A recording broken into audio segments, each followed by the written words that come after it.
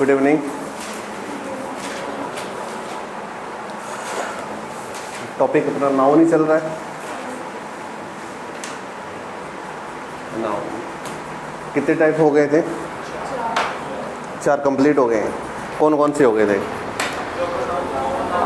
Proper noun, common noun, collective noun और material noun हो गया था। 2 विशेषताएं बताइए मटेरियल नाउन की।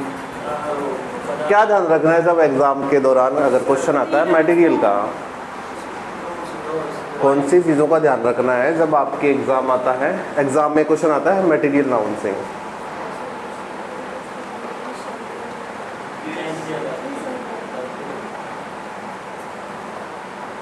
क्या ध्यान रखना? अरे एक तो इससे पहले आर्टिकल नहीं आते हैं, एक इनको प्लूरल नहीं बनाया जाता है, बहुवचन नहीं बनाया जाता। ये 2 बातें ध्यान रखनी है। ओके, बात करते हैं एब्स्ट्रैक्ट नाउन की।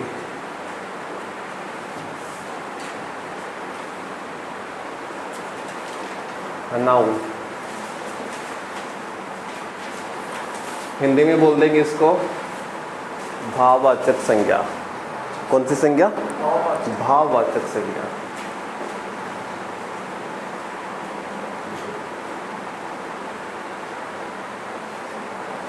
ओके, देखा है कभी भाववाचक वर्ड है? कौन सा वर्ड है ऐसा? कौन सा अंग्रेजी का एक शब्द बोलो जो आपको लगता है कि ये भाववाचक है? Angry, happy, happiness. ये अभी पूछा हाई कोर्ट में, सैडनेस। हाँ, ये हाई कोर्ट में पूछा था कि सैड के साथ कौन सा सुफिक्स लगाओगे? स्फिक्स यानी प्रत्यय लगाओगे। सैडनेस, ठीक है। नॉलेज,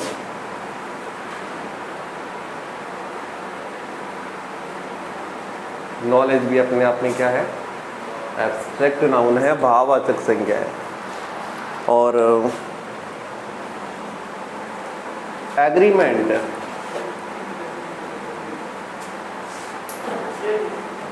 एग्रीमेंट और काइंड के साथ कौन सा सफिक्स जुड़ेगा? काइंड के साथ कौन सा सफिक्स जुड़ता है? Kindness. Very good. Beauty, beauty ये भी अपने आप में भाववाचक संज्ञा है। ऑनेस्टी भी अपने आप में क्या है? भाववाचक संज्ञा। ठीक है, ये तो एग्जांपल कर ली है अपनों ने, पर पहले अपने को समझना है कि व्हाट इज एब्स्ट्रैक्ट नाउन। भाववाचक संज्ञा एग्जैक्ट में होती क्या है? 2 तरीके से समझा देते हैं, जो तरीका बेटर लगे वो सही है। ऐसी चीज़ें जिनको अपने क्या नहीं कर सकते हैं? सी। ऐसी चीज़ें जिनको देख नहीं सकते हैं, कैन नॉट सी। ठीक है, ऐसी वस्तुएं जिनको कैन नॉट टच, जिनको छुआ नहीं जा सकता है। ओके, ऐसी वस्तुएं जिसको ओनली क्या कर सकते हैं? जो चीज़ें महसूस की जाती हैं वो क्या होती हैं? भाववाचक संज्ञा होती हैं। ओके, जो चीज़ें महसूस की जाती है वो क्या होती हैं?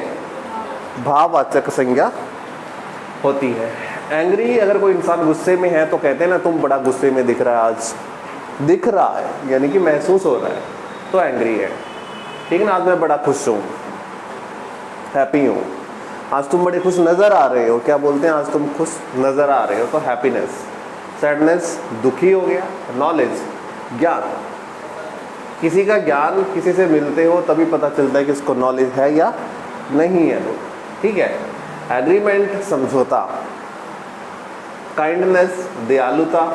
ब्यूटी, सुंदरता। ऑनेस्टी, ईमानदारी। ठीक है, तो ऐसी चीज़ें जिनको देखा नहीं जा सकता है, जिनको छुआ नहीं जा सकता है, महसूस किया जा सकता है, वो अपने आप में क्या कहलाती हैं? भाववाचक संज्ञा कहलाते हैं। यहाँ तक फटाफट नोट करेंगे, फिर आगे समझते हैं।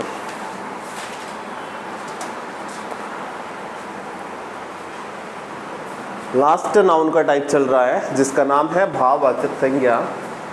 एब्स्ट्रैक्ट नाउन जिसको अंग्रेजी में बोल दिया जाता है।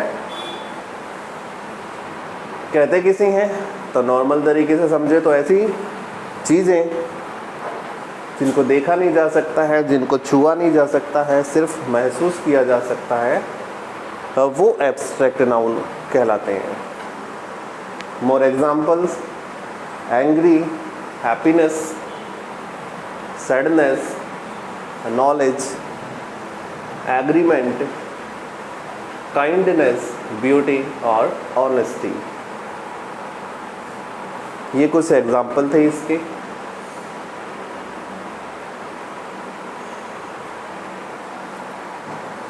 अब इसको समझते हैं थोड़े बड़े तरीके से। यहाँ तक क्लियर नहीं होगा, एग्ज़ाम में ऐसे वर्ड्स मिल जाएंगे आपको जिससे पता नहीं चलेगा कि ये एग्जैक्टली क्या है।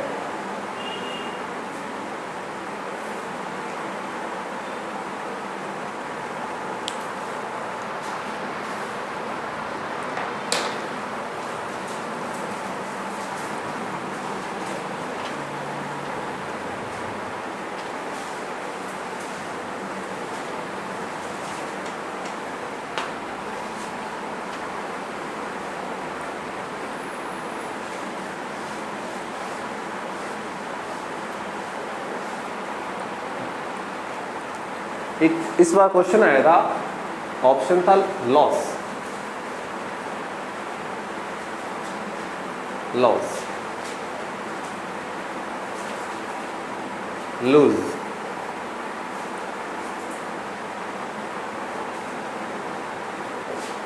लॉस्ट। ठीक है, इनमें से खोना किसका अर्थ होगा? कौन से वाले लॉ? लॉस ही हैं सारे। सेकंड वाला ना, कि मैंने अपनी किताब खो दी, ऐसे करके कोई आंसर था। इसका मीनिंग तो आता है हारना, ये लॉस, खोना। ठीक है, हाँ, तो वर्डों में भी है थोड़े बहुत हेरा फेरी कर देते हैं ये एग्ज़ाम वाले। खोने के सेंस में आए, हारने के सेंस में आए, अलग अलग तरीके से पूछे जाते हैं। चलिए, अंग्रेजी में कुछ होते हैं अफिक्सेस।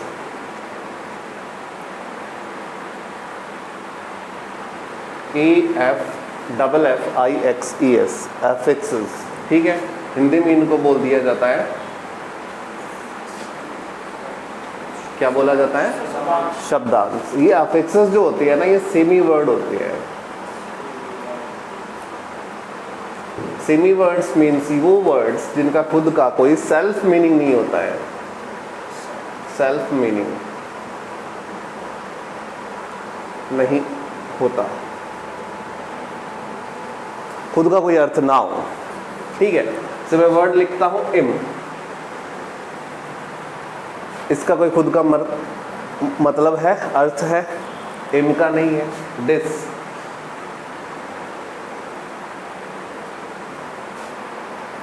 है IR, इसका भी अपने आप में कोई मतलब नहीं है। अन, इसका भी अपने आप में कोई मतलब नहीं है। ठीक है, अभी अपने लगाया था मेंट, एग्रीमेंट के साथ लगा था मेंट। ठीक है, इसका खुद का अपने कोई मतलब नहीं है, बट एग्री का मीनिंग था, इसका तो था ना। हाँ, तो अफिक्सेस जो होते हैं उनको हिंदी में बोलते हैं शब्दांश, शब्द का आधा अंश। ठीक है, ये क्या होते हैं? सेमी वर्ड्स कहलाते हैं इंग्लिश में। जिनका सेमी वर्ड्स क्या होते हैं? जिनका सेल्फ, सेल्फ का मीन्स होता है समय या खुद का मीनिंग ना हो। ओके, तो अफिक्सेस होते हैं दो टाइप के। शब्दों से पहले लगे उसको बोलते हैं, क्या बोलेंगे? प्रीफिक्स, यानी कि उपसर्ग। ठीक है, और शब्द के पीछे लगे उनको क्या बोलेंगे? सुफिक्स, यानी कि प्रत्यय। ओके, अब जिस भी शब्द के साथ प्रीफिक्स या सुफिक्स लगे हुए हों, ठीक है, वो अपने आप में कौन सा नाउन होता है? कौन सा नाउन? एब्स्ट्रैक्ट नाउन होगा। ठीक है। अब एग्जाम में पूछ ले, हेल्थ अपने आप में कौन सा नाउन है? स्वास्थ्य, ठीक है। ये है तो कौन सा नाउन? एब्स्ट्रैक्ट नाउन है। और वहाँ पे ऐसे थोड़ी करोगे कि हेल्थ महसूस हो रही है, हेल्थ को देख सकते हैं या छू सकते हैं, ऐसा तो कुछ नहीं होगा। सीधा सा एक वर्ब आती है जिसका नाम है हील। कहते हैं ना कि हीलिंग पावर, हीलिंग पावर यानी कि सब कुछ सही करने की जो क्षमता होती है वो होता है। हील से क्या बना है? हेल्थ बना, यानी कि हील के साथ आपने एक क्या लगाया है?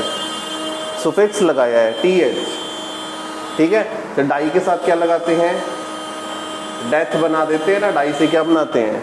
डेथ। तो डेथ भी अपने आप में कौन सा नाउन है? एब्स्ट्रैक्ट नाउन है, ठीक है। तो जिस भी शब्द के साथ क्या लगे हुए हों, प्रीफिक्स और सुफिक्स लगे हुए हों, वो अपने आप में कौन से नाउन होते हैं? एब्स्ट्रैक्ट नाउन होते हैं। फटाफट यहाँ तक उतारिए। अंग्रेजी में कुछ होते हैं अफिक्सेस। अफिक्सेस का मीनिंग होता है भाई शब्दांश।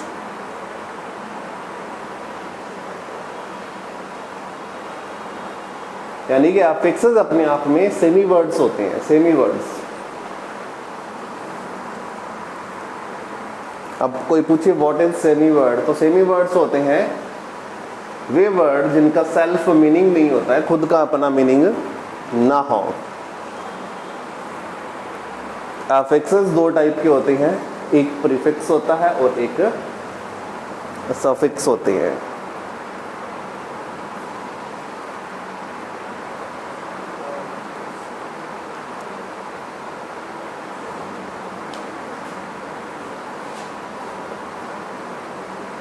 ओके, ठीक है।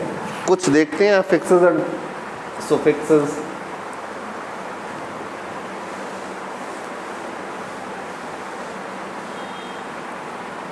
चलिए कुछ प्रीफिक्स लिखते हैं। प्रीफिक्सेस जैसे कि किसी भी वर्ड के साथ लगा सकते हैं डिस, ठीक है, या आ सकता है अन, एम, IR लगा सकते। रेगुलर से पहले क्या लगता है? इरेगुलर बनाते हैं, है ना, तो IR लगा दिया जाता है। LDC में 5-6 क्वेश्चन पूछे गए थे इनसे, प्रीफिक्स एंड सुफिक्स से। सुफिक्सेस हो सकते हैं किसी भी वर्ड के पीछे क्या लग सकता है? मेंट, एशन, शन, ठीक है, इंफॉर्मेशन, एशन लगता है, इन्फॉर्म, एशन, इंफॉर्मेशन, ओके। और लग सकता है TH, TY भी लगता है, जैसे ब्यूटी के साथ लगा हुआ था। हुड भी लगता है, ये हुड पूछा गया था इस बार एग्जाम में, क्या आया था? हुड आया था, ठीक है, ये भी पूछा है हुड। प्रिस्ट के साथ बोला था, प्रिस्ट, ठीक है, प्रिस्ट के साथ प्रिस्ट हुड बनता है, ओके। और क्या हो सकते हैं? ANCE, ENCE, इम्पोर्टेंट, और एक होता है इम्पोर्टेंस, होता है ना, साइलेंट और साइलेंस। तो ANCE और ENCE भी लगता है उनके साथ, ओके। तो ये कुछ सुफिक्स है, उतार लीजिए फटाफट। ये कुछ प्रीफिक्स हैं, इनको भी उतार लो।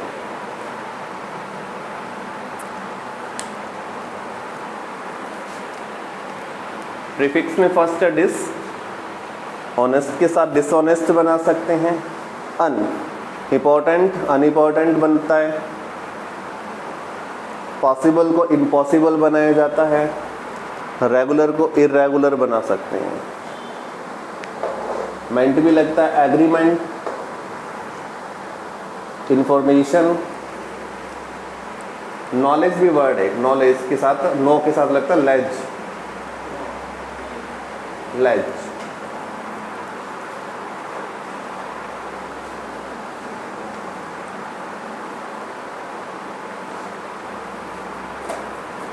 ठीक है।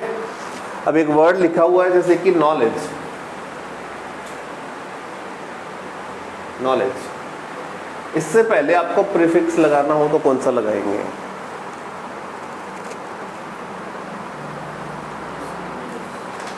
नॉलेज से पहले भी कुछ लगाना हो तो एक्नॉलेज बनाते हैं, AC एक्नॉलेज, ACKNOLEDGE, एक्नॉलेज बना सकते हैं इसको, वो बादशाह नहीं लेनी। ठीक है, नोट लगा के लिखेंगे। पहला नोट लिखेंगे कि एब्स्ट्रैक्ट नाउन को प्लूरल यूज नहीं किया जाता, ये हमेशा सिंगुलर रहते हैं। एब्स्ट्रैक्ट नाउन को प्लूरल नहीं बनाया जाता, यूज नहीं किया जाता, ये ऑलवेज सिंगुलर रहते हैं।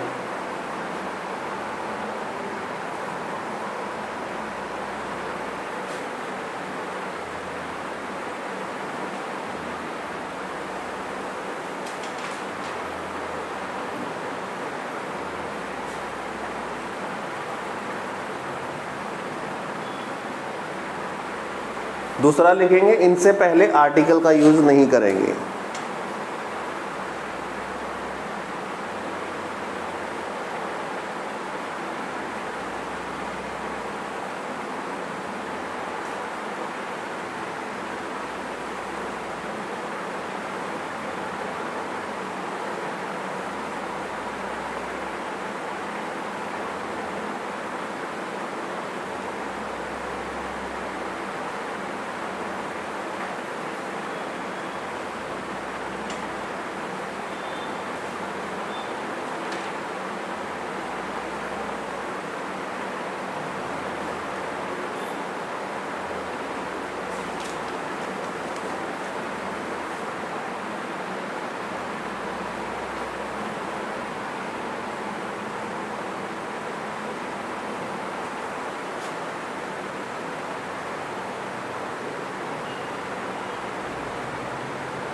बताइए इन दोनों में से क्या आना चाहिए? देखो इन्फॉर्मेशन आया हुआ है, क्या आया हुआ है? इन्फॉर्मेशन।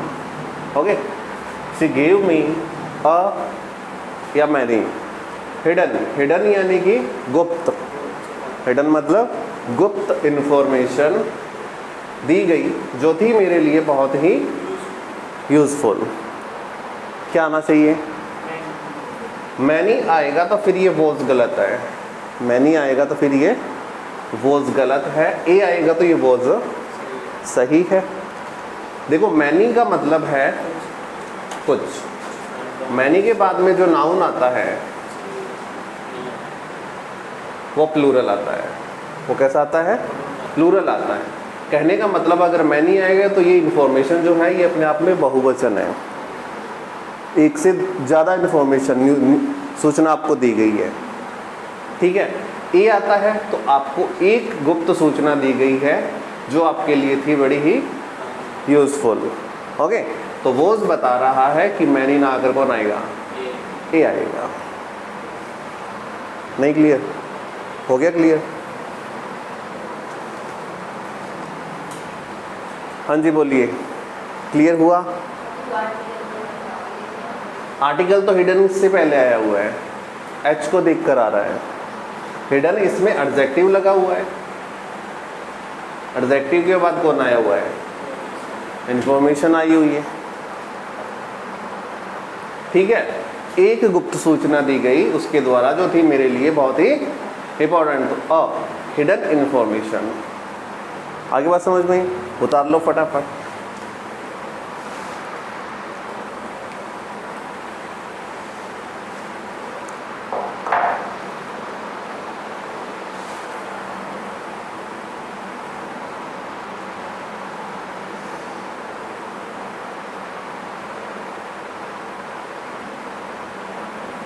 ओके, टाइप मैंने करवा दी है। 2-4 क्वेश्चन मैं प्रैक्टिस के लिए देता हूँ, फटाफट करेंगे। उसके बाद में नाउन का दूसरा पार्ट शुरू करेंगे, नंबर्स और जेंडर। ओके ठीक है, क्वेश्चन है आपके लिए, tick the correct material noun. कौन सा नाउन है? Material noun. फर्स्ट आपके लिए है SEND, 2 नंबर पे है PEA, 4 नंबर पे है कप्स, 5 नंबर पे है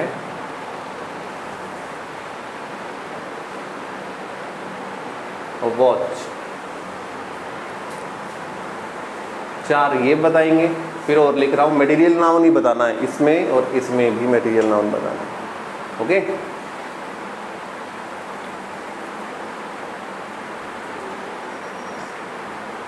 तो वाटर्स 2 नंबर पे बताना आपको,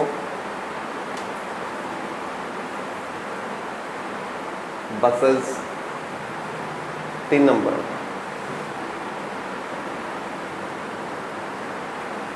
कैरी 4 नंबर पे बताना है,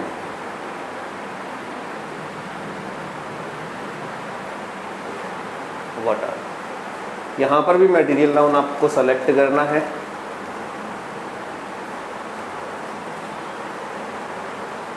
air,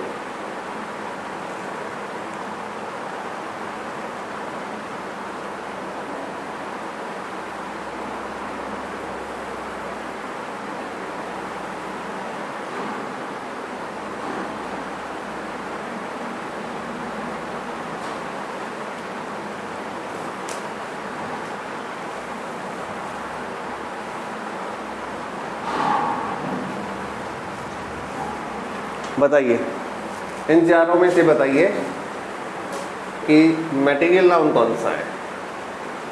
send, T, cups, watch. फटाफट बताएंगे, पढ़ लिए होंगे आपने। ऐसा कौन सा लग रहा है जो पदार्थवाचक संज्ञा है, द्रववाचक संज्ञा है?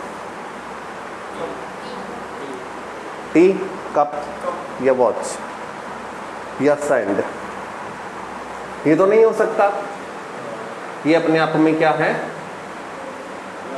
ये तो नाउन है ही नहीं, वर्ब है। ओके, कप्स ये एक वस्तु है, नाउन जरूर है बट ये अपने आप में कौन सा नाउन है? कॉमन नाउन है। ठीक है, कप और कप्स। वॉच, वॉच घड़ी के सेंस में तो भी एक वस्तु है और अदरवाइज ले सकते हैं देखने के सेंस में। ठीक है, नाउन के सेंस में ले तो ये है अपने आप में कौन सा नाउन? आपका आंसर हो जाएगा टी। इनमें बताइए, वाटर्स, बस, कैरी या वाटर? 4 नंबर आपका सही हो जाएगा। ये भी सही है, वैसे ये भी सही है, तो सारे नाउन, मटेरियल नाउन इनमें से कौन सा सिर्फ 4 नंबर है? ये वर्ब है, कैरी, सॉरी, कैरी अपने आप में क्या है? वर्ब है। बस अपने आप में कॉमन नाउन है। वाटर्स भी अपने आप में कौन सा नाउन है? इसका मतलब होता है पानी के स्रोत। वाटर्स का मीनिंग क्या होता है? पानी के स्रोत। ठीक है, air, sand, traffic, news. Sand मिट्टी, कल बोला था, मिट्टी अपने आप में क्या होती है? मटेरियल होती है। ट्रैफिक, न्यूज़ और एयर ये तीनों अलग नाउन है। आपका आंसर क्या हो जाएगा? सैंड हो जाएगा। ओके, इनमें से फटाफट बता दीजिए 12 के अंदर ऐसा कोई नाउन है जो एब्स्ट्रैक्ट नाउन है? भाववाचक संज्ञा इसमें से कोई है? एक तो एयर, वेरी गुड। हवा ठंडी चल रही है, हवा गर्म चल रही है, हाँ। दूसरा और बोलिए, और कोई एब्स्ट्रैक्ट नाउन? एक आधा और भी आया हुआ है, एक और है, ट्रैफिक। कौन सा है? ट्रैफिक। ठीक है, ट्रैफिक अपने आप में भाववाचक संज्ञा है। ओके, प्रॉपर नाउन कोई आया है? ऐसा नाउन जो प्रॉपर हो। न्यूज सिंगुलर है या प्लूरल है? न्यूज सिंगुलर है या प्लूरल है? ये सिंगुलर होती है। न्यूज के साथ हमेशा क्या लगता है? Is. News is given to me, सूचना मुझे दी गई। ठीक है, तो न्यूज के साथ हमेशा सिंगुलर वर्ब। तो इसी के साथ आपके पार्ट सारे खत्म होते हैं। चलिए जी आगे चलते हैं और करते हैं जेंडर का टॉपिक। स्त्रीलिंग, पुल्लिंग, है ना, ऐसे करके होते हैं जेंडर। टॉपिक है आपका जेंडर का। बस एक क्वेश्चन बनता है, how many types of gender, how many types of gender, कितने टाइप के होते हैं? अंग्रेजी में होते हैं जनाब कितने टाइप के? 4 टाइप्स के। कितने? 4 टाइप्स के होते हैं। ओके, पहला बोले तो मैस्कुलाइन, सेकंड बोले तो फेमिनाइन, थर्ड बोले तो कौन सा जेंडर? कॉमन जेंडर, और फोर्थ बोले तो न्यूटर जेंडर। कौन सा? न्यूटर। बोलो कौन सा? न्यूटर। फर्स्ट कौन सा है? फटाफट बोलो, बोलते तो हो नहीं तुम लोग। फर्स्ट कौन सा है? Masculine, second feminine, third common and fourth neuter. ठीक है, मैस्कुलाइन के एग्जांपल हो रहे हैं जैसे कि बॉय, फादर। फेमिनाइन के हो गए गर्ल, मदर।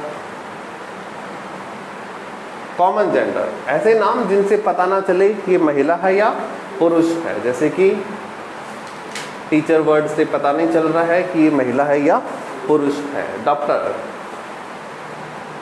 इस वर्ड से पता नहीं चल रहा है कि ये महिला है या पुरुष है। तो डॉक्टर और टीचर दोनों अपने आप में क्या है? कॉमन नाउन है। पहले समझ लो फटाफट, लिखना थोड़ी सी ठहर के। न्यूट्रल जेंडर होते हैं नॉन लिविंग के। नॉन लिविंग की वस्तुओं को कई बार अपने क्या करते हैं? महिला या पुरुष की तरह ट्रीट करते हैं। ट्रीट यानी कि लाइट चली गई या लाइट चला गया? चली गई तो लाइट अपने आप में कौन सी नाउन है? न्यूट्रल जेंडर है। कौन सा? न्यूट्रल जेंडर है। तो नॉन लिविंग थिंग्स के लिए जो जेंडर यूज होते हैं उनको कौन सा जेंडर कहते हैं? न्यूट्रल जेंडर कहते हैं। ओके, इतना तो समझ में आ गया। मैस्कुलाइन यानी कि पुरुष, फेमिनाइन यानी कि महिला, कॉमन यानी कि ऐसे शब्द जिनसे पता ना चले कि ये महिला है या पुरुष है। Very good. और न्यूट्रल के लिए नॉन लिविंग को कभी कभार महिला या पुरुष की तरह ट्रीट किया जाता है तो उनके जेंडर को क्या कहेंगे? Neutral gender. ओके, फटाफट उतार लो। अब टॉपिक है जेंडर। नाउन का ही एक टॉपिक है, ये एक्स्ट्रा टॉपिक नहीं है, नाउन का ही टॉपिक है। How many types? टाइप्स पूछा आपसे कि कितने टाइप के होते हैं तो आप बता सकते हैं 4 टाइप्स के। एक क्वेश्चन आया था एक बार कि डिग्री कितने टाइप की होती है। ठीक है, तो उसी तरीके से ये भी पूछा जा सकता है कि जेंडर के कितने टाइप्स होते हैं। याद रखेंगे जेंडर के 4 टाइप होते हैं। फर्स्ट को बोला जाता है मैस्कुलाइन, याद रहना चाहिए। सेकंड को बोलेंगे फेमिनाइन, थर्ड आ गया कॉमन जेंडर और फोर्थ आ गया न्यूट्रल जेंडर। ठीक है, नॉन लिविंग थिंग्स के लिए जो जेंडर यूज होता है उनको न्यूट्रल बोला जाता है। कितनी सी बात समझ में आई? बिल्कुल कॉमन सी बात है, इसमें ना समझ में आने वाली तो कोई बात अभी तक है ही नहीं। ओके, क्वेश्चन किनको? मैस्कुलाइन को क्या बोला जाता है हिंदी में? पुल्लिंग, स्त्रीलिंग। इसको नपुंसक लिंग बोला जाता है। जो नॉन लिविंग थिंग के लिए होता है इसको कौन सा बोला जाता है? नपुंसक लिंग। ये कॉमन हो गया। ओके, ठीक है। क्वेश्चन देखते हैं इनसे रिलेटेड। इनकी हिंदी कोई ज़रूरी नहीं है, हिंदी नहीं पूछेगा कि बताइए मैस्कुलाइन की हिंदी क्या होगी, फेमिनाइन की हिंदी क्या होगी, ऐसा कुछ नहीं है। क्वेश्चन कहाँ से बनेंगे उनको चेक करना है। ठीक है, देखिए जेंडर के लिए प्रॉब्लम कहाँ से क्रिएट होती है? जेंडर के लिए प्रॉब्लम क्रिएट होती है प्रोनाउन से रिलेटेड। किनसे रिलेटेड? प्रोनाउन से रिलेटेड। सपोज दैट किसी भी सेंटेंस का सब्जेक्ट है राम, कौन सा जेंडर है? मैस्कुलाइन है। मैस्कुलाइन के लिए आप प्रोनाउन कौन से यूज कर सकते हैं? ही को कर सकते हैं, शी को तो नहीं कर सकते, हिज को कर सकते हैं, और ज़रूरत पड़ने पर हिम का किया जाएगा। ठीक है, सेंटेंस की शुरुआत हो सीता।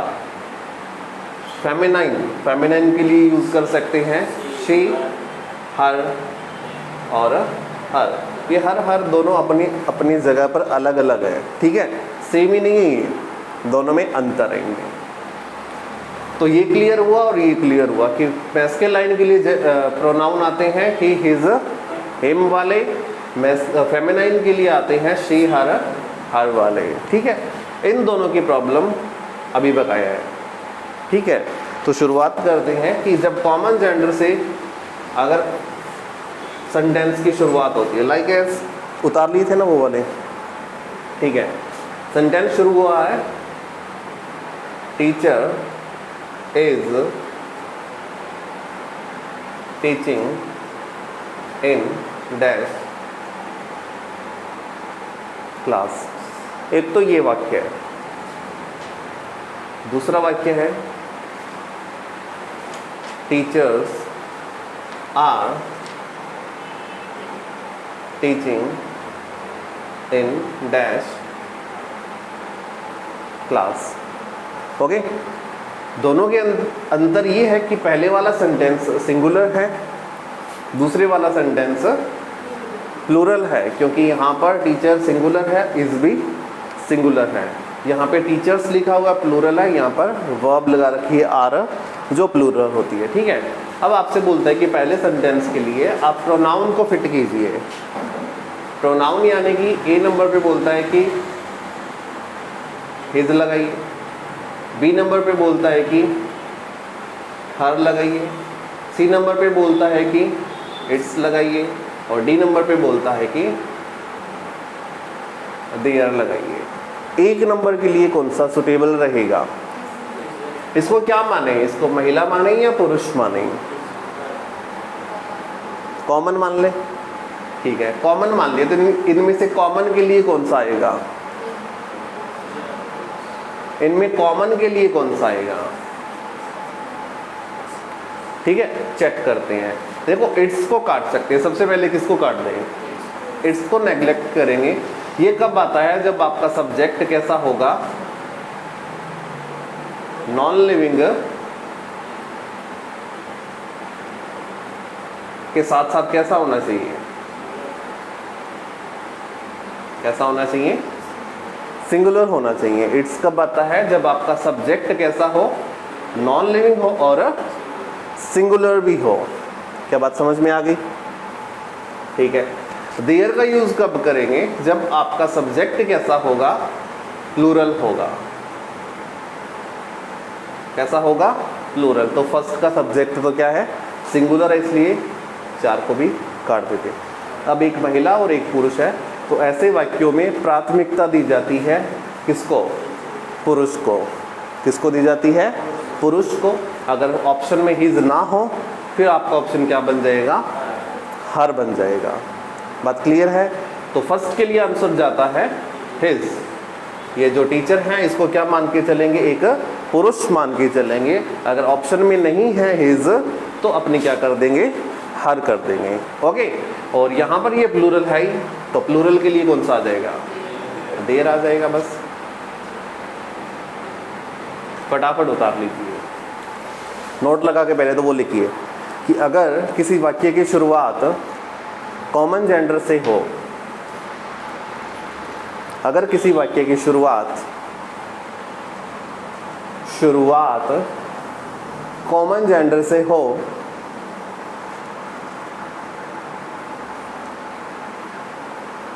और सब्जेक्ट सिंगुलर हो,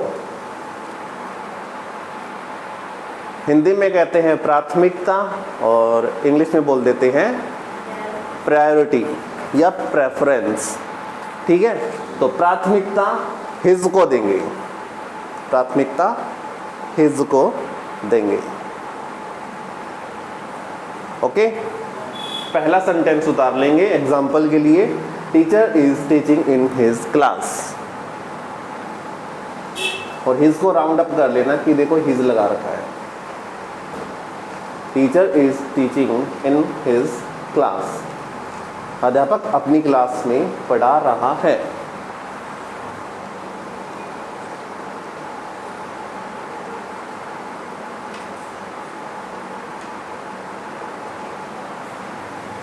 ओके, 2 नंबर लिखेंगे नोट लगाकर। अगर वाक्य की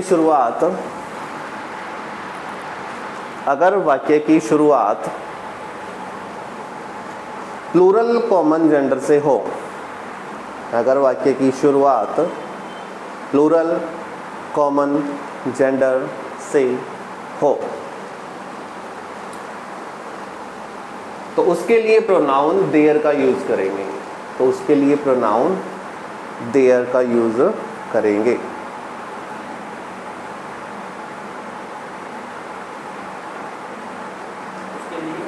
प्रोनाउन देयर, इसको दियर बोला जाता, दियर का यूज करेंगे। ओके, तो कॉमन जेंडर की बात क्लियर हो गई। सिर्फ इतना है कि जब ये शुरू में सिंगुलर आए तो पुरुष को प्राथमिकता देंगे, पुरुष एब्सेंट है तो महिला को आप देंगे अपने प्राथमिकता, और प्लूरल आ जाए तो फिर किसका यूज करेंगे, देयर का यूज करेंगे। ओके, हाँ ये सेंटेंस उतार लेना 2 नंबर वाला, teachers are teaching in his in their class. Okay भाई, लास्ट रह गया जेंडर वाला, कौन सा, न्यूट्रल जेंडर। न्यूट्रल जेंडर के लिए पता ही है आपको, ये नॉन लिविंग है। नॉन लिविंग के लिए हमेशा किसका यूज होता है, इट का यूज होता है। इट्स का भी कर सकते हैं, जरूरत पड़ने पर इट का भी कर सकते हैं। देखो ये इट जो है ये यूज होता है सब्जेक्ट की जगह, ये इट जो है ये यूज होता है ऑब्जेक्ट की जगह, और ये जो इट्स होता है ये अपने आप में होता है एडजेक्टिव, विशेषण। ठीक है, जिस तरीके से दे हमेशा किसकी जगह आएगा, सब्जेक्ट की जगह आता है। देम ऑब्जेक्ट बनता है, और देयर क्या होता है, एडजेक्टिव होता है। ठीक है, तो लिखिए न्यूट्रल जेंडर के लिए प्रोनाउन इट, इट्स, इट का यूज किया जाता है। न्यूट्रल जेंडर के लिए प्रोनाउन इट, इट्स, इट का यूज किया जाता है।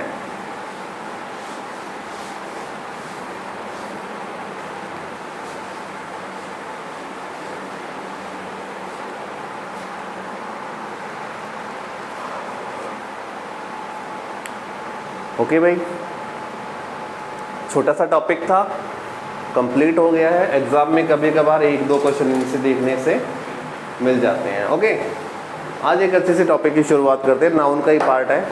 ठीक है, ये करते हैं आज।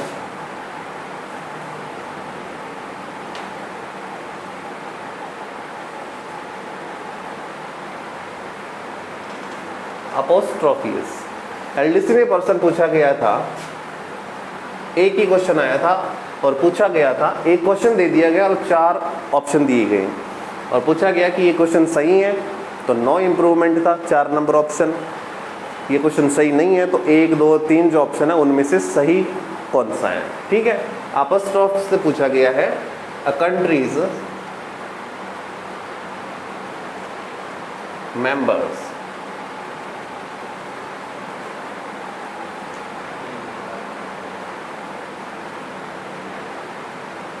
ए कंट्रीज मेंबर्स, बस ये बताना था कि यूज आएगा या यूजेस आएगा।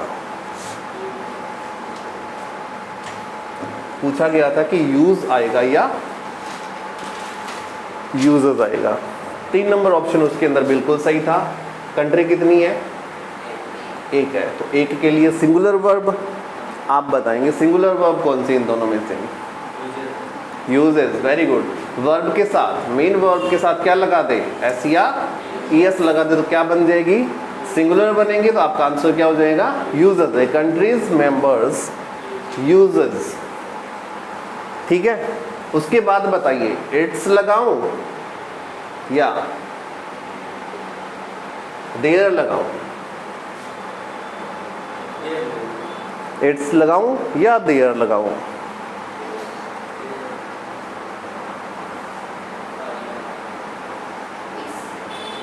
इट्स लगा, ये वाला मान लो आगे लिखा हुआ पॉलिसी, देखो ये इट्स इस पॉलिसी से इसका कोई रिलेशन नहीं है। इसका रिलेशन किससे बनता है? एडजेक्टिव का रिलेशन किनसे बनता है? सब्जेक्ट निर्धारित करता है इनको। कौन करता है? सब्जेक्ट। अभी भी बताया था ये नॉन लिविंग सिंगुलर के लिए आता है, ये प्लूरल के लिए आता है। ये चाहे सिंगुलर हो चाहे प्लूरल हो, सॉरी लिविंग हो चाहे नॉन लिविंग हो, बट होना कैसा चाहिए? प्लूरल होना चाहिए। तो ये जो कंट्री है, ठीक है, इसके लिए किसका यूज करेंगे? It's policy. ओके, तो इस तरीके से ये नहीं पूछा गया था, सिर्फ यही पूछा गया है कि यूज आएगा या यूजेज आएगा। तो कंट्री कितनी? एक देश है, ठीक है। तो यूजेस अपोस्ट्रोफियस, हिंदी में इसको बोल दिया जाता है वैसे तो क्या बोलेंगे? कारक। क्या बोलते हैं? कारक बोलते हैं। देखो आपने कई बार देखा होगा कि इस तरीके से कॉमा लगाकर उसके बाद क्या लगा दिया जाता है? एस लगा दिया जाता है। और कुछ ऐसे मिलेंगे कॉमा पहले, कॉमा बाद में लगेगा और पहले एस लगेगा, इस तरीके से भी लगा दिया जाता है।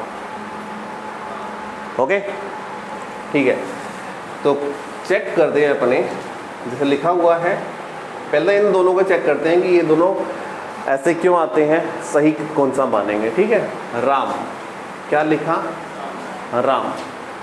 तो राम को लिखने के कई तरीके हैं, कौन सा शुद्ध होगा?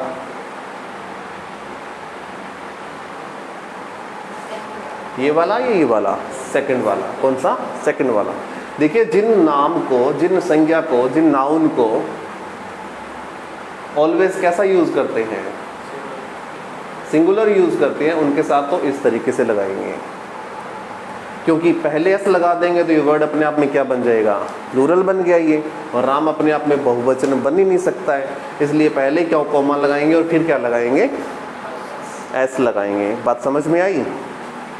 लिखा हुआ है बॉयज हॉस्टल, एक लिखा हुआ है बॉयज, कौन सा सही? एक नंबर सही हो जाएगा, सेकंड गलत। लड़के का छात्रावास या लड़कों का छात्रावास? लड़कों का, यानी कि पहले प्लूरल बनाना पड़ेगा, उसके बाद क्या लगाना पड़ेगा? कॉमा। तो प्लूरल शब्द के साथ लगाना है तो इस तरीके से लगेगा। पता चल गए कि कॉमा पहले कब आएगा? जब सिंगुलर शब्द के साथ लगाएं, कॉमा बाद में कब आएगा? जब प्लूरल के साथ लगाएं। ओके, टॉपिक का नाम डाल लिया, अपोस्ट्रोफियस बोलते हैं इसको, कारक। इन कोमा का अर्थ निकलेगा का, के या की। लड़कों का छात्रावास, राम की किताब। ठीक है, इस तरीके से ये दोनों तरीके उतारिए। इसके साथ लिख लेंगे सिंगुलर, इसके साथ लिखेंगे प्लूरल।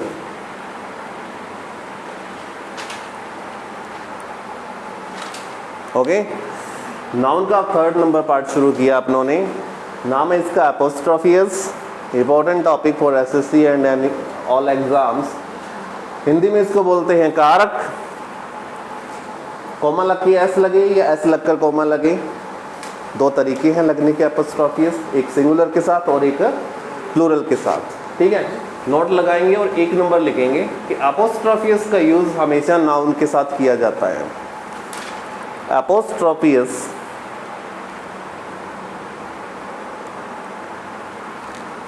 गलत मत लिखना, कारक का यूज ऐसा नहीं लिखना है, कारक नहीं है ये, हिंदी में मत लिखिए इसको, इंग्लिश में लिखना अपोस्ट्रोफियस। ठीक है, और वैसे भी मत लिख देना एपोस्ट्रोफियस, ऐसा नहीं लिखना हिंदी में।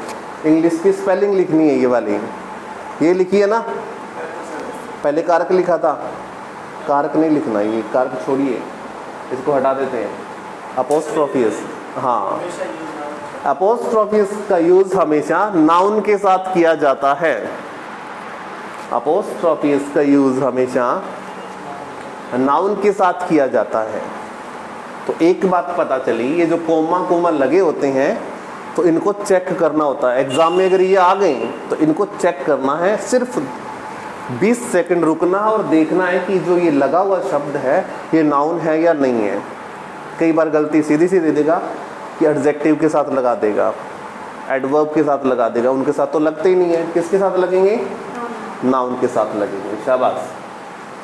2 नंबर लिखेंगे, अपोस्ट्रोफियस लिविंग नाउन के साथ लगता है, जो जिंदा है उन्हीं के साथ लगेंगे, नॉन लिविंग के साथ यूज नहीं करेंगे।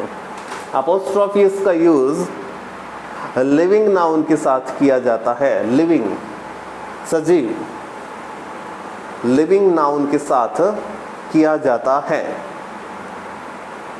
2 बातें पता चली।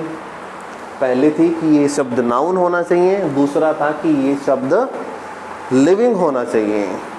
ओके, निर्जीव के साथ नहीं लगाएंगे। सिर्फ फैंस लिखा हुआ है तो काट देना उसी टाइम, गलत है, क्योंकि ये फैंस अपने आप में क्या है? पंखा तो अपने आप में निर्जीव है। ठीक है, ओके। 3 नंबर लिखेंगे कि अपोस्ट्रोफियस लगे हुए शब्द के बाद भी तुरंत बाद एक नाउन का यूज करेंगे। अपोस्ट्रोफियस लगे शब्द के तुरंत बाद एक नाउन का यूज करेंगे। अपोस्ट्रोफियस लगे शब्द के बाद एक नाउन का प्रयोग करेंगे।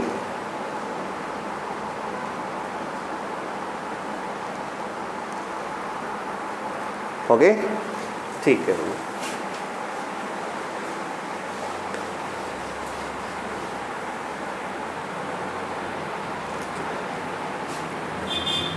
क्वेश्चन है, yesterday Ram father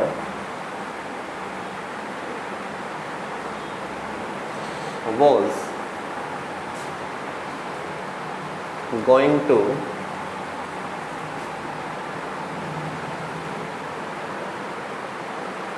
Jaipur. No error, NE का मतलब है नो एरर। बताइए, वाक्य में कोई गलती है तो? कल राम के पापा जा रहे थे जयपुर।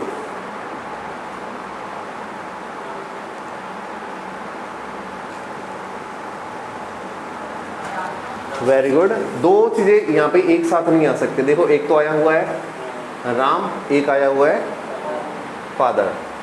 अगर इन दोनों के बीच में कोई वर्ड नहीं है, इसका मतलब ये कि इन दोनों शब्दों के बीच में कोई रिलेशन नहीं है। रिलेशन बैठाने के लिए क्या किया जाता है? एस लगाया जाए तो राम्स बनाना पड़ेगा, बीच में अपोस्ट्रोफियस लगाया जाएगा। ठीक है, नोट लगा कर लिखेंगे सेंटेंस से पहले। अपोस्ट्रोफियस का यूज 2 नाउन को आपस में जोड़ने के लिए किया जाता है। अपोस्ट्रोफियस का यूज 2 नाउन को आपस में जोड़ने के लिए, बीच में रिलेशन बनाने के लिए यूज किया जाता है। 2 नाउन को आपस में जोड़ने के लिए यूज किया जाता है। क्लियर? क्वेश्चन सीधा सा पूछ सकता है, which of the following word is used to join 2 nouns? 2 noun को आपस में जोड़ने के लिए निम्नलिखित में से कौन सा शब्द यूज किया जाता है? तो वो दे देगा प्रेपोजिशन, जेंडर और एडजेक्टिव दे देगा और अपोस्ट्रोफियस दे देगा। ठीक है, तो पता होना चाहिए कि ये वाला वर्ड जो है वो नाउन को आपस में जोड़ने के लिए किया जाता है। ये सेंटेंस उतारेंगे, एरर दिखाएंगे। 1 नंबर में एरर है, राम वर्ड जो है वो गलत है, राम के साथ राम्स आना चाहिए था।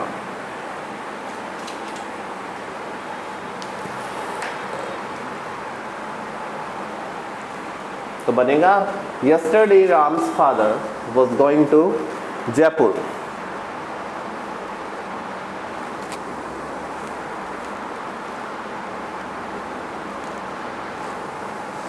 कौन जा रहा था जयपुर? राम जा रहे थे या राम के पापा जा रहे थे? राम के पिता। ओके, तो फादर जा रहे थे ना कि राम जा रहा था। ठीक है, एक वाक्य और करते हैं सुंदर सा। उतारना नहीं है, सिर्फ पढ़ना है और हिंदी बनाने की कोशिश करनी है। Translate it.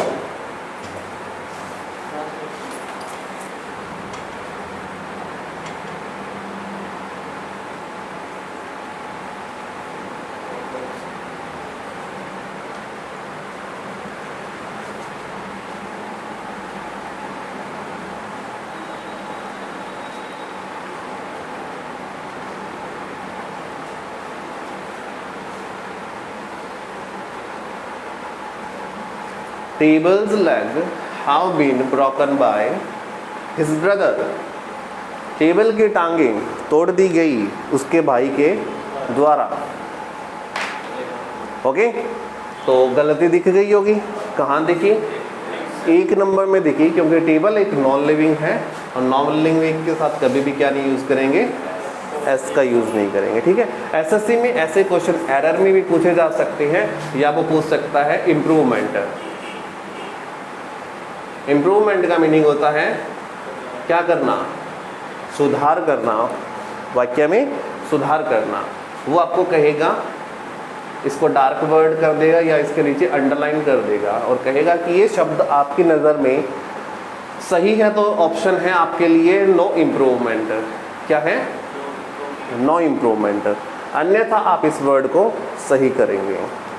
ठीक है, और ये शब्द सही होते भी हैं। एपोस्ट्रोफियस लगे हुए शब्द क्या हो सकते हैं? सही हो सकते हैं। ठीक है, कैसे हो सकते हैं वो जान लेते हैं। कि देखिए एपोस्ट्रोफियस जो होता है,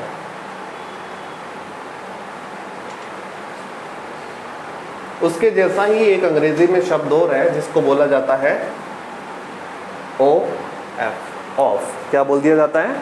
ऑफ। ये और ये एक ही चीज़ है, दोनों ही कारक होते हैं। इसका मतलब भी क्या होता है? का, के, की ही होता है। ठीक है, इसका यूज सिर्फ और सिर्फ किसके लिए होता है? किसके लिए? लिविंग के लिए। और ऑफ का एक फायदा है कि ये लिविंग के साथ भी यूज होता है और नॉन लिविंग के साथ भी यूज होता है। ठीक है, तो अगर अपोस्ट्रोफिस यहाँ पे गलत लगा हुआ है नॉन लिविंग के साथ, तो आप इसको ऑफ के द्वारा क्या कर सकते हो? सुधार कर सकते हो। नोट लगाकर लिखेंगे।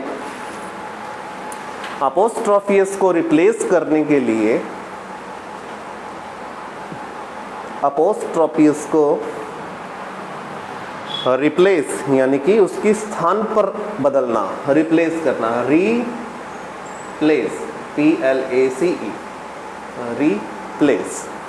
अपोस्ट्रोफियस को रिप्लेस करने के लिए प्रपोजिशन ऑफ का यूज किया जाता है। ये प्रपोजिशन है, प्रीपोजिशन।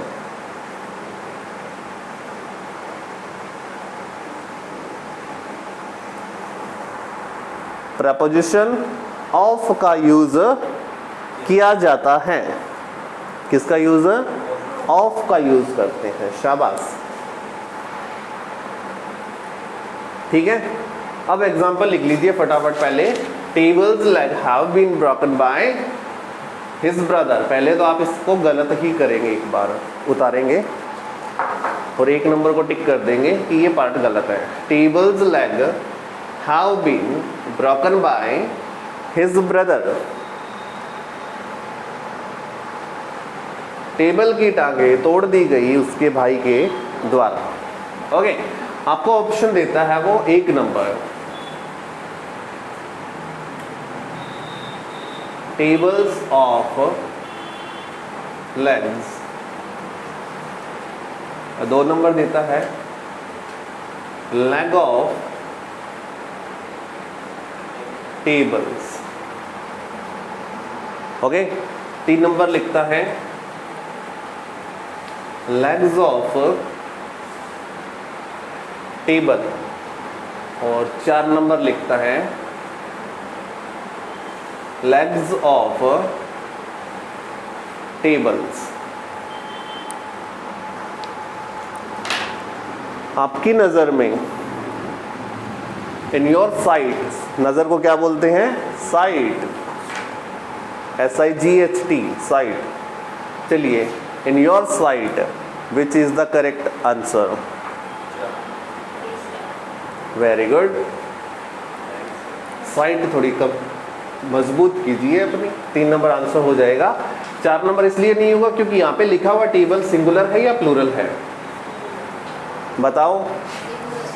सिंगुलर है, इसलिए 4 नंबर तो आने से रहा, क्योंकि आपने क्या बना दिए, इसको प्लूरल बना दिया है।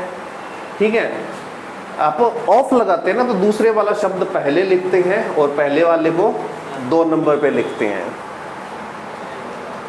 ठीक है, और बीच में क्या लगा देते हैं, ऑफ। तो लेग्स ऑफ टेबल, टेबल की टांगे, और हिंदी भी क्या बनेगी, विपरीत बनेगी, टांगों का टेबल या टेबल की टांगे। टेबल की टांगे तो इधर से पढ़ेंगे। ठीक है, हो गया? ठीक है, इसको अंडरलाइन कीजिए और ये इसका इंप्रूवमेंट दे दीजिए, लेग्स ऑफ टेबल होना चाहिए।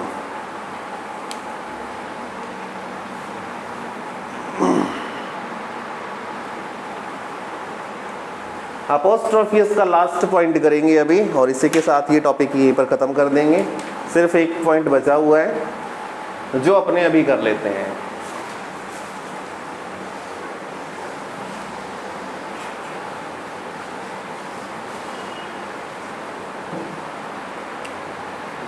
वाक्य लिखा हुआ है, सीता's brothers books have been, उतारेंगे नहीं, stolen by someone।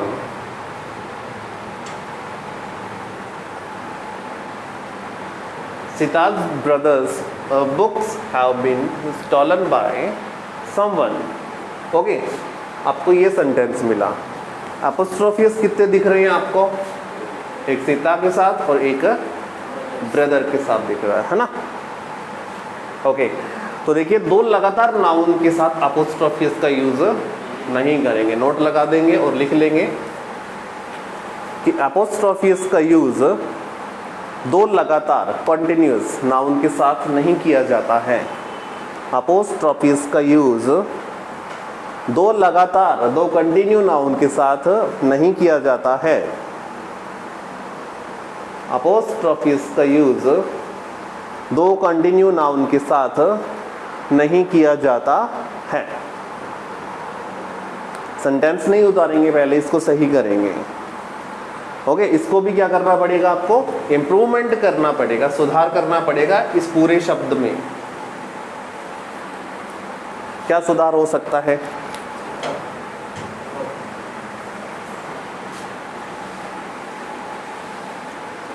Sita of, तो वेरी गुड। इसमें क्या करेंगे, जैसे लिखा हुआ है सीताज ब्रदर्स बुक्स, 3 नाउन है ना, ये फर्स्ट नाउन हो गया, ये सेकंड नाउन हो गया, अब ये थर्ड नाउन हो गया। ठीक है, तो पहले किसको लिखेंगे, थर्ड नाउन को लिखेंगे।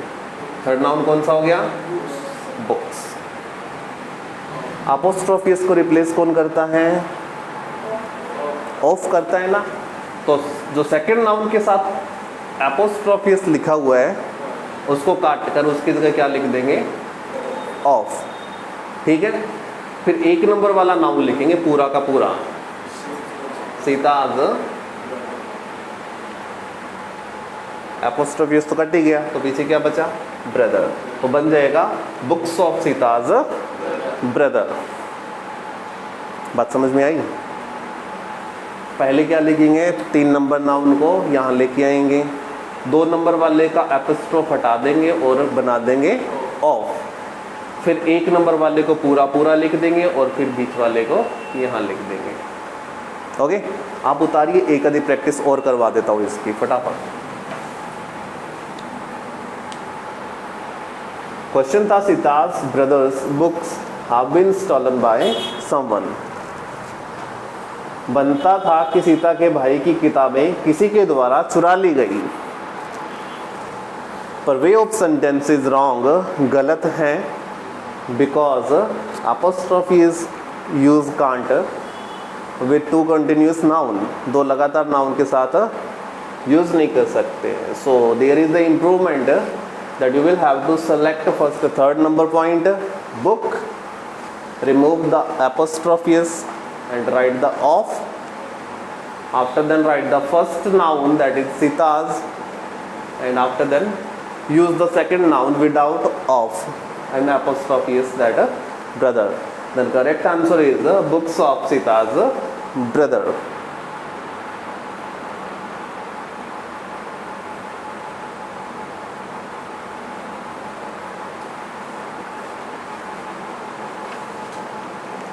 ओके एक लिखता हूँ, बना के दिखाना सही बनता है या गलत बनता है, इम्प्रूवमेंट करना है. क्वेश्चन है Ram's wife's dog had a run. बनाइए इसको सही.